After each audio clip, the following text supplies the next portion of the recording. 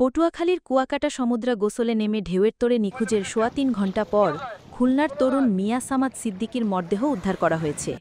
নিখোঁজের খবর পেয়ে কুয়াকাটা নৌপুলিশ, ট্যুরিস্ট পুলিশ, ফায়ার সার্ভিস এবং স্থানীয় স্বেচ্ছাসেবীরা যৌথভাবে উদ্ধার অভিযান চালান। পরে সৈকতে গোসলরত এক পর্যটকের পায়ে মরদেহটি স্পর্শ করলে ডুবুরিদড়িতে জানানো হলে তারা মরদেহ উদ্ধার করেন। বুধবার ৬ আগস্ট বেলা ১১টার দিকে কুয়াকাটা সৈকতের 0 পয়েন্ট এলাকায় গোসলে নেমে নিখোঁজ হয় সামাদ। সামাদ খুলনার খালিশপুর এলাকার বাসিন্দা মোহাম্মদ আলিউল ইসলামের ছেলে। সে খুলনা থেকে আসা ৭ জনের পর্যটক দলের একজন। দলটি সোমবার কুয়াকাটা এসে একটি আবাসিক হোটেলে ওঠে।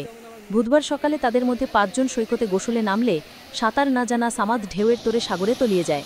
সামাদের সঙ্গীরা ঢেউয়ের সঙ্গে লড়াই করে তীরে উঠলেও সামাদ আর ফিরতে পারেনি। অবশেষে সোয়া ৩ ঘণ্টা পর দুপুর সোয়া ২টার দিকে সামাদের লাশ উদ্ধার করতে সক্ষম হন ফায়ার সার্ভিসের ডুবুরিরা। তবে এই সময় সমুদ্র শান্ত ছিল। শান্ত সাগরে এমন দুর্ঘটনায় অবাক হয়েছেন অনেকেই।